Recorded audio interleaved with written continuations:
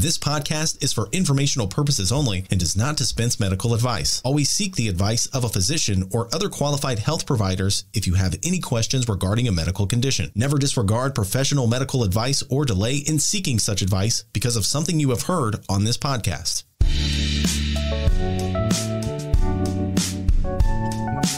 Welcome to a show that we like to call Prostate Cancer Real Talk. Did you know that in the U.S., 1 out of every 8 men will be diagnosed with prostate cancer during his lifetime? 1 out of 8. And black men are 50% more likely to develop prostate cancer in their lifetime and twice as likely to die from the disease. But hey, we're not here to quote statistics and tell you how tough prostate cancer can be.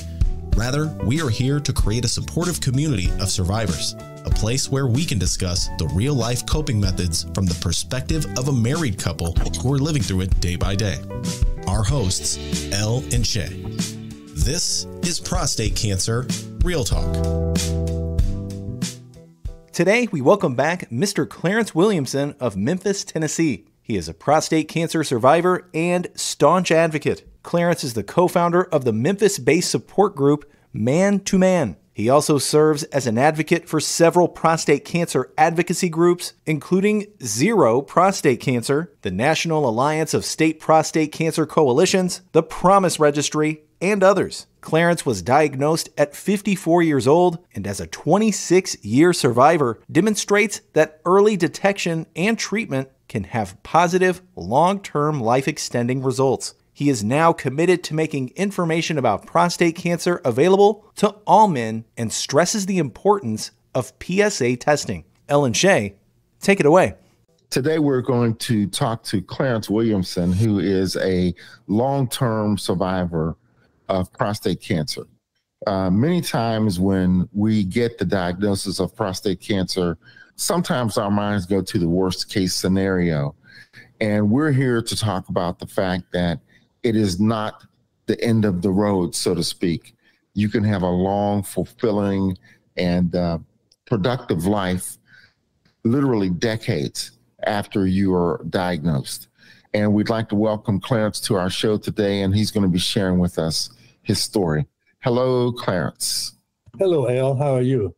Really, really well. And hello, Shay, to my lovely co-host and wife. Shay, hello. Hi, Elle. Hi, Clarence. Hey, Shay, how are you? I'm good, thank you. Very good, very good. So, Clarence, as we, share with our viewers your journey, can you kind of give us a quick overview in terms of when you were diagnosed, how long ago it was, and the encouraging story that you have to share in terms of the duration and your survival decades after your diagnosis? Okay, Al, I think that we can start before I was diagnosed. I was seeing a urologist on a regular basis, like an annual checkup. And this was, everything was going well. There were no symptoms or signs of that I was sick in any way, seriously sick. But in like September of 1997, I went to see him and he told me I had an elevated PSA test. And I had no idea what a PSA test because he had never mentioned it before. Well, what he did was explain that elevated PSA might be a sign that I've got some prostate cancer issues, but we won't jump to that. We'll do a second test in about 4 months, 3 or 4 months, just to verify the results. And what happened with me was I didn't get a second test for about 6 or 7 months. Unfortunately, or fortunately, however you want to put it, I relocated from Chicago to Memphis in between, like December, 3 or 4 months after my elevated PSA, I moved. Everything was moved. A van was loaded, all the furniture and the cars and everything were in the van, and we're in Memphis. A job transferred me because my department had been moved to Memphis, and of course, I went with it so I can keep a job. Mm-hmm. It was like April or May of 1998 when my allergies were bothering me. And I went to a regular primary care physician. And at that point, I was asked when was the last time I had a exam for my prostate. And at that time, it dawned on me that I had an elevated PSA and hadn't had a retest. So I gave this information to the nurse practitioner, and he said, well, the first thing we'll do is we'll have to do another PSA test. And that PSA test that office did, it roughly doubled my PSA from 6 to 7 months previous. So the first elevated PSA was approximately 3.5. And then the one that I got done in Memphis was like 7 to 7.5. So from there, he recommended that I go see a urologist and do a follow-up because they were primary care. Referred me to a urologist, and some of the same things happened. He didn't do another PSA, but he did what we call a digital rectal exam, where physically examine my prostate and digital, they call it digital because it's the one finger, first digit of the hand. And men, that's the biggest fear that men have when it comes to prostate cancer diagnosis, is they do not want a man or a woman examining a prostate because they go in through the rectum. So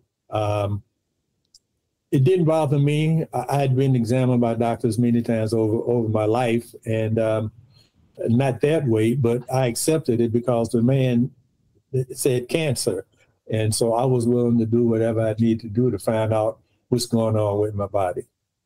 So the urologist did a digital rectal exam, and several days or a week later, it came back that I was positive for prostate cancer. They have what they call a Gleason score, and this is one of the earlier methods after an elevated PSA. The Gleason score is the next step from a digital exam. And my Gleason score was like 3.4, which is significant, not super significant, but significant to the point where it verified that more than likely I had prostate cancer. So when you say 3.4, are you saying 3 plus 4? That came up to be a 7, correct? Correct. Not 3.4, but 3 plus 4. Right. Yeah. And the reason why I'm so familiar with that is because that is my exact, that was my exact reading for my Gleason score. Okay. So, yeah, please continue. Yeah. And so at that point, he gave me a book to read about prostate cancer and explained to me what that result meant and the 2 elevated PSAs, and welcomed me to get a second opinion, which I thought was, okay, how many doctors are going to get this kind of information and immediately tell you get a second opinion? And that was good for me to hear, and I recognized that. But some time passed before I got a second opinion, due to the fact that relocating from Chicago to Memphis, my department was being physically built from scratch, and I was busy.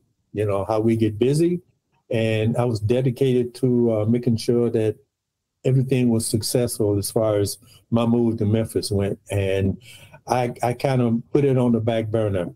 I called the doctor, and we finally got an appointment, and we got an appointment like early August. So maybe 3 or 4 months had passed before I got a chance to get a second opinion. So he did another PSA, and we talked, and he gave me some more literature, and we scheduled another appointment to discuss when the results came back. And the results did come back about a week later, and my PSA had doubled again from like 7.5 to 15 in another 3 or 4 months, from March of 98 to August of 98. And so we sat in the office and we talked, and I maybe backtrack. This was like September by the time we got our second appointment with Dr. Steiner. And we talked, and he was very diligent in explaining all the options. And this was still 1998.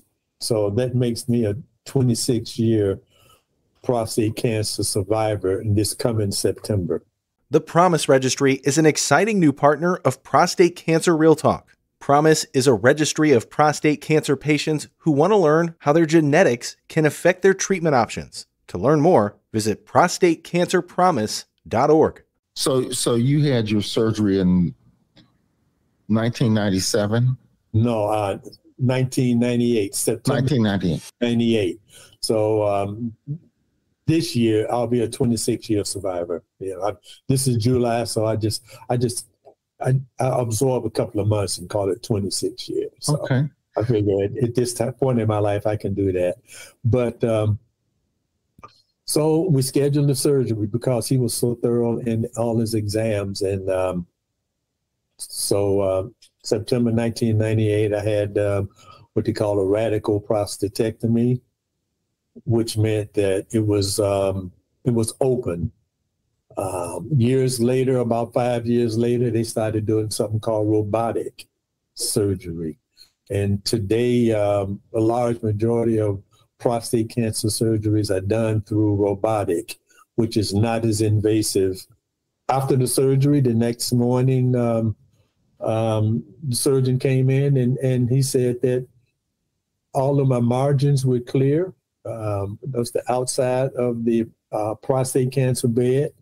That meant there was no cancer there, and the lymph nodes that they tested, there was no cancer there. So he said that we got it all, and my wife and I really felt great. And in a day or so later, I went home, and boom, that was my cancer, and I thought it was all gone. But unfortunately, cancer, especially prostate cancer, is not always all gone. So I was going every 3 months doing exams with repeated PSAs to make sure the PSA wasn't increasing. My results were virtually zero for a year and a half to 2 years. So, Clarence, I know the listeners may recognize you because, you were on our podcast before, and I want to welcome you back. What was so encouraging to me, like you just mentioned, is your 26-year, survival. And that's really encouraging to me. We, hear from, listeners on a daily basis, their spouse or their uncle or their brother or someone may have been diagnosed with prostate cancer. I love your entire story of encouragement. A little bit about your journey post, prostate cancer. Tell us a little bit about, your life after your diagnosis and some of the things that you're doing now and how you're enjoying life 26 years later. A year and a half or 2 years later, my prostate cancer came back, which happens quite often. I was referred to an oncologist rather than a urologist. And the oncologist, what he did was my oncologist went through the process of treating my prostate cancer once it had returned, because when it returns, it's diagnosed as metastatic prostate cancer.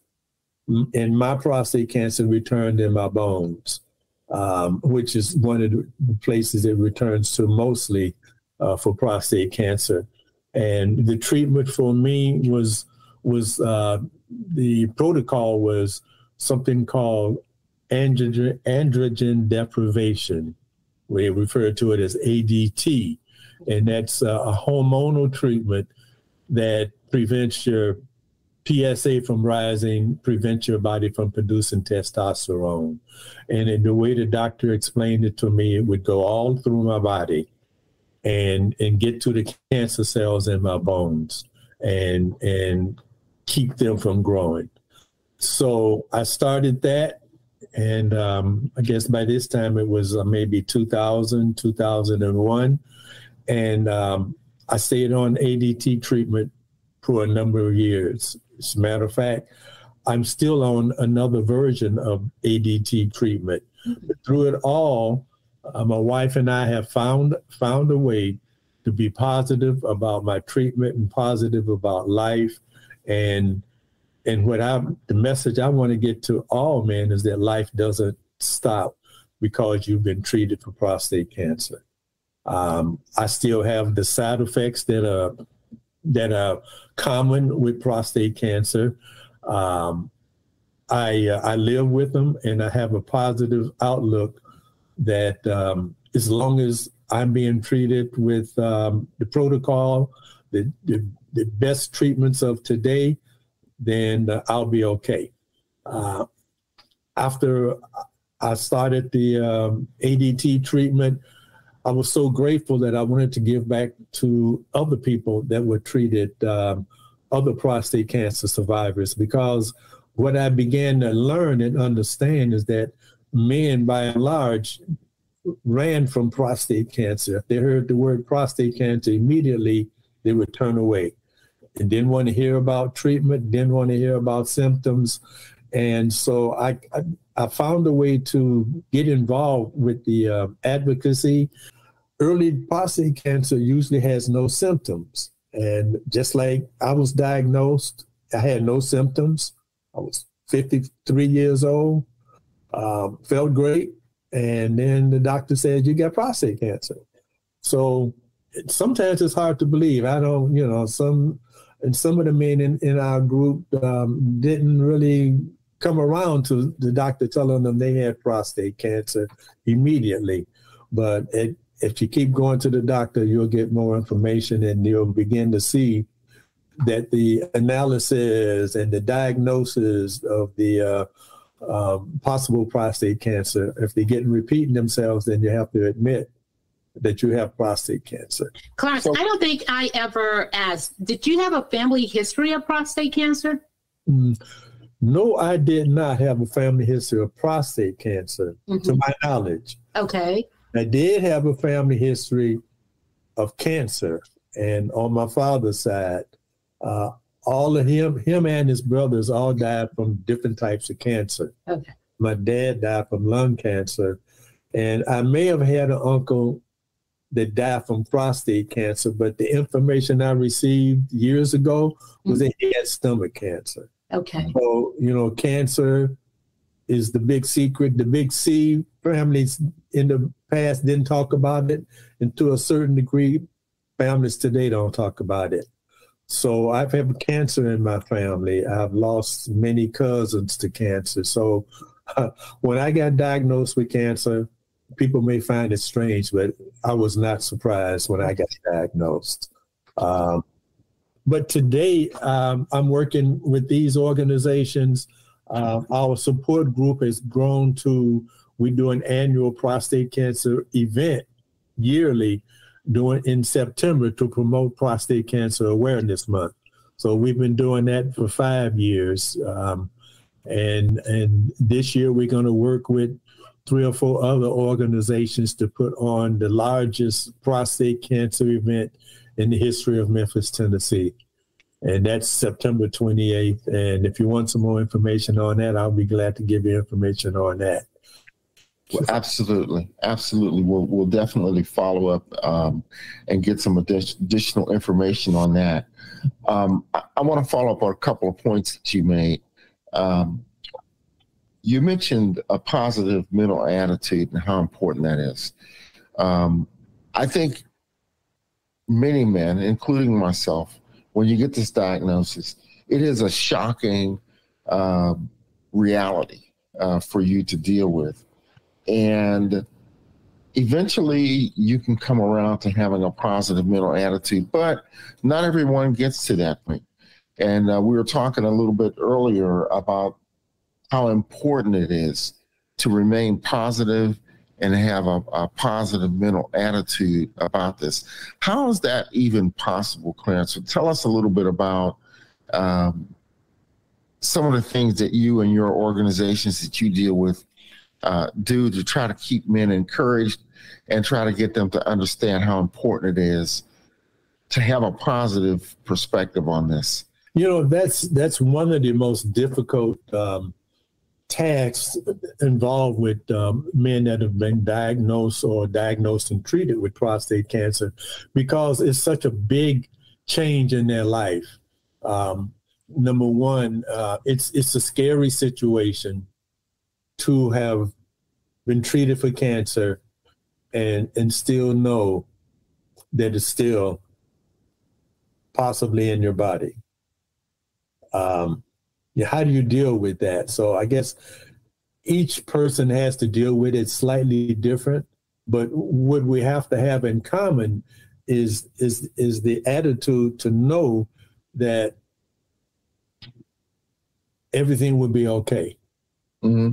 I mean, I don't want to get into a spiritual conversation. Why not? But it's like, well, you know, everybody doesn't go that way. So, but I truly believe, based on my life and seeing, experiencing, seeing other people's lives, you know, you think about, I'll be 80 years old in December. Wow. So I don't consider myself an old man. I finally consider myself a senior. It took a while, but a senior. And but it's you know, life is a journey, really. Yes. Life is a journey, and we're all on our individual journey. And what I see and what I've learned is that it's up to us to make the most of our journey. Right. And journeys are not simple and easy. You know, some of the twists and turns of my life before I got diagnosed with prostate cancer were quite traumatic. And maybe that allowed me to see things differently. You know, sometimes experiencing something is the best teacher. And then knowing you can come out on the other side a better person gives you some insight as to how to deal with other traumatic incidents that come about. But, you know, prostate cancer or depression with prostate cancer is a common thing, and it's just beginning to be discussed by the medical community as far as how much it affects men, because generally, like I've been depressed on occasion and didn't even know it. You know, if it doesn't hit you strong enough, you just work through it, or you just go through it. So I'm a firm believer that my frame of mind, my outlook is my best tool when it comes to moving forward in life and for healing. You know, if I'm in stress or in fear, I'm preventing my body to do the best it can to recuperate from whatever it's going through. That's my firm belief. And so also, you know, as you're talking about the possibility of depression and fear, whatnot, one of the things that we've talked about, and I have found personally beneficial, is speaking out, opening up, and sharing my condition or my experience with other people, beginning with my wife. And as you, I'm sure, have recognized, once you start to open up and talk about this, you know, a whole myriad of different guys will say, "Oh, I'm dealing with that." You know, I've dealt with that. People that you would not have thought that would have experienced this before. So talk to us a little bit about the importance of opening up and sharing with others your journey, your experience with prostate cancer. How therapeutic have you found that to be? Extremely therapeutic. I've never been the kind of guy that open up. I've always been an introverted type of guy. And initially, after I was treated, and I didn't open up about it. I think what allowed me to begin opening up was becoming part of the American Cancer Society and hearing other people talk about their cancer. And slowly it just came about. It just came about. And when I had the opportunity to speak, I've done some speaking. I was a guest speaker at one of the annual American Cancer Society Relay for Life events. That allowed me to talk to a large group of people about my cancer. And once I started working with our support group and being the leader of our support group, I had to find a way to talk about my personal life and to open up about my struggles with prostate cancer, because it has been some struggles. It's not easy. It's not for the faint of heart to live with prostate cancer or any cancer, I don't want to make prostate cancer anything special, because all cancer is cancer and they all affect us the same way.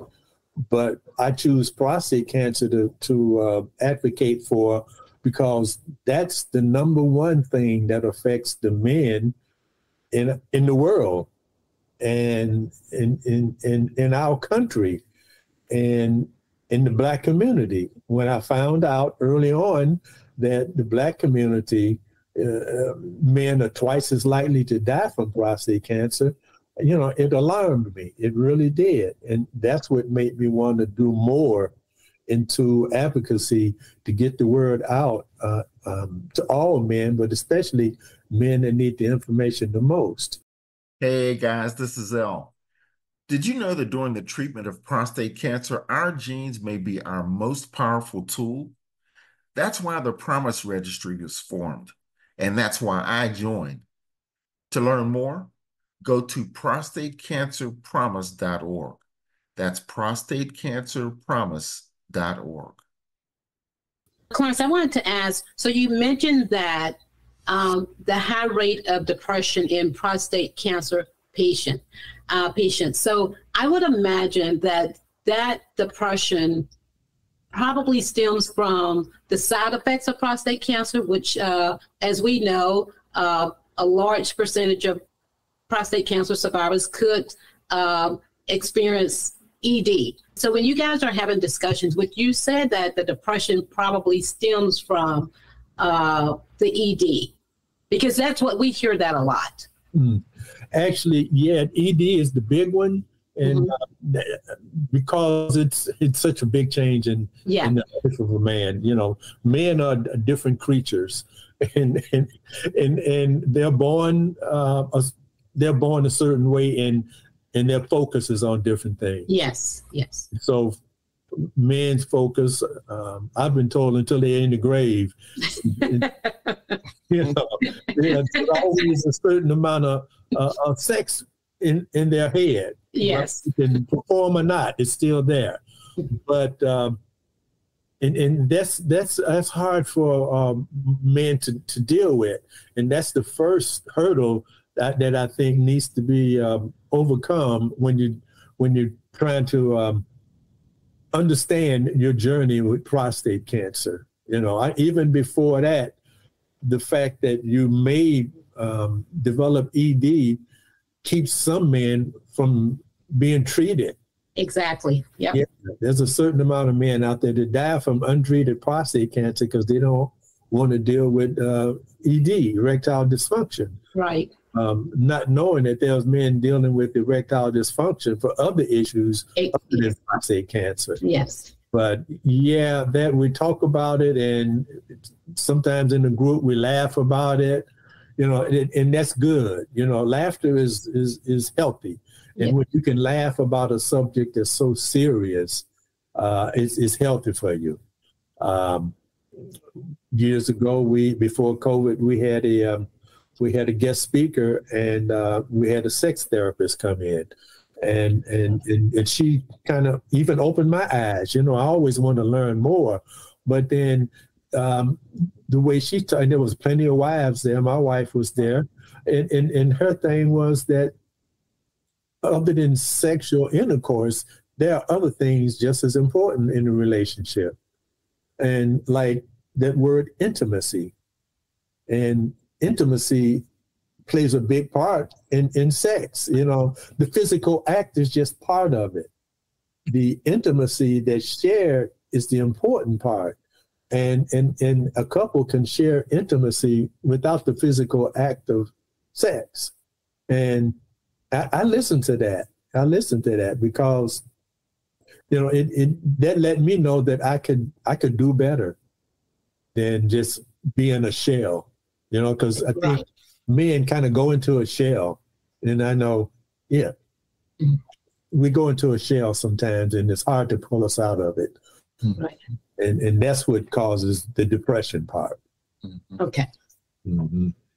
Just a reminder, to ensure that you stay up to date on the latest episodes from Prostate Cancer Real Talk, don't forget to hit that subscribe and like button. So I want to transition now, Clarence. You and I talked a little bit before about a study that's going on right now called the PROMISE Registry. You participated in it, and you and I were talking. We both learned that we both had participated in it. So before I share my experience with it, can you talk to us a little bit about the PROMISE Registry, you know, how you got involved and how helpful you found it to be? And then in general, we know that men, and particularly Black men, many times don't warm up to participating in clinical trials and things of that nature. But talk to us a little bit about the PROMISE Registry and your experience with it. Okay. I first was introduced to the PROMISE Registry, I think it was about 2021 at a annual event in Washington, D.C. The PROMISE Registry is it's a project where their goal is to build a registry of 500 prostate cancer patients, DNA for research to look at the DNA and the genetic mutations. I did the PROMISE Registry. I joined it and gave a gene sample, a DNA sample to them as a way of supporting this research that's trying to support the prostate cancer community. You know, I wasn't afraid of my genetic material being stolen or misused. After discussing it with the people in PROMISE, I was confident that it was confidential, and that once I get the prostate cancer results, I would also have a counselor that's available through registry. So it was a simple thing for me to do. I wanted to take the opportunity to do this with PROMISE so I can get my DNA in their registry and become a part of a big picture. It was a simple test, you know, a week to get the package, a day or so for me to decide to go ahead and complete it, put it in the mail. And I'm not sure how long it was before I heard back, but I heard back via email with my results, with the confidential code, number, no name or anything on it, and the initial results with it. I did not have any genetic mutations. And I mentioned that I had participated in the PROMISE Registry as well. I went through the same procedure that you did with the saliva sample and mailed it in, and I got my results back in maybe 2 weeks or so. Mm-hmm. And like you, it came back where I did not have any genetic mutations. So that was good information for me to have. I know that many times we are reluctant as men to participate in clinical trials and whatnot. What would you say to kind of like ease concerns that people may have in participating in clinical trials, and specifically, something like the PROMISE Registry? How would you encourage them? Well, I'd begin by explaining to them what the purpose of the PROMISE Registry is.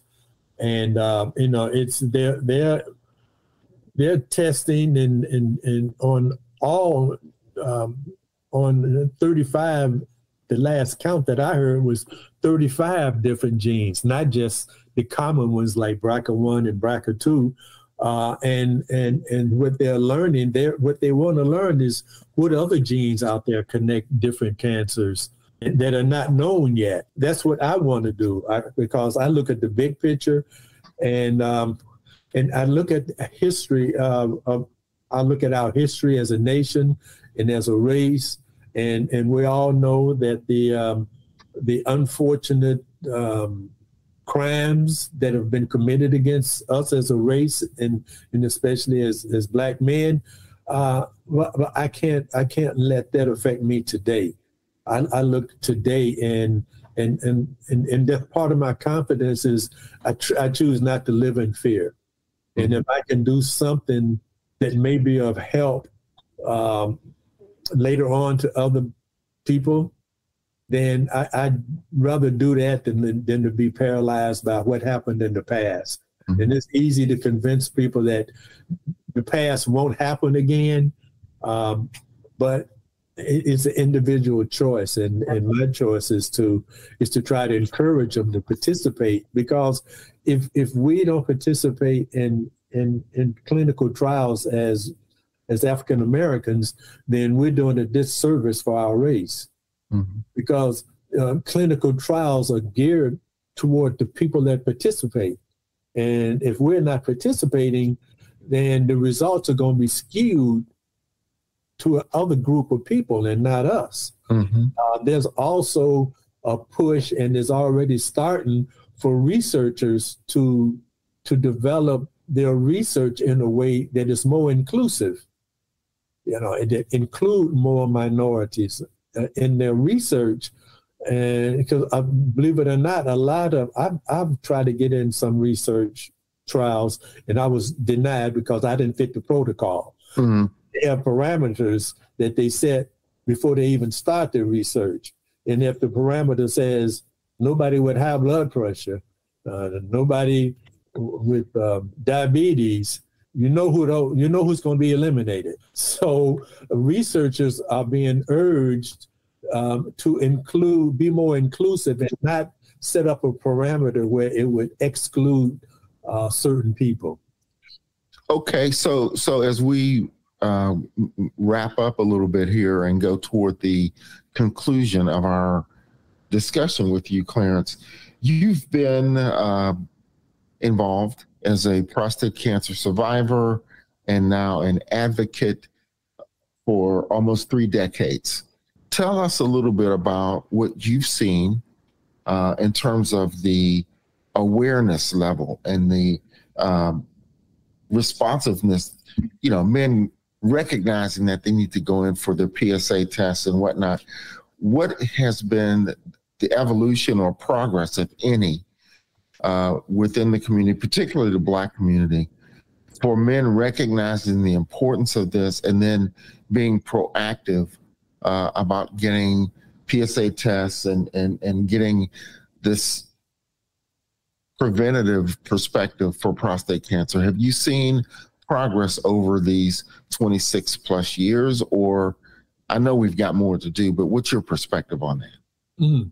That's a good question. You put me on the spot, Al. It's hard to gauge how much progress has been made. But I'm leaning toward, I wish there's much more progress that needs to be made. And unfortunately, I can't see a lot of progress that's been made in the Black community, mainly because of when I'm out in the public and I'm talking to men that have not been diagnosed and know nothing about it, I'm still getting some of the same answers over and over again. Like, I'm good. And I had my exam, or I don't want to know, stuff like that. And so those answers have not changed since I've been doing advocacy work. And that's why I push so hard to get education out there. Until our community is educated, it'd be hard for them to make changes in different decisions. So education and awareness is key for the Black community, especially with prostate cancer and overall with all cancers. And is you need information in order to make a good decision. If you don't have the information, then it's hard to make a good decision. Don't forget to subscribe to our YouTube channel and like this video to keep seeing more content like this from us. It will also benefit YouTube's algorithm, helping to introduce our content to others who may need it most. So we're going to continue to join with you, Clarence, and your advocacy work across the many organizations that you are active with. Clarence, I'm just happy to have you back on the podcast. It's always great to see you surviving and thriving. And we're just, I'm sure as you, thankful to God that you've endured this 26-year journey. And as we like to say, God is good. Thank you, Shay. And God is good. All right. Thank you very much, Clarence. Take care. Hey, Clarence. Thanks for being on the podcast, Clarence. Thank you. Thank you for having me. Sure.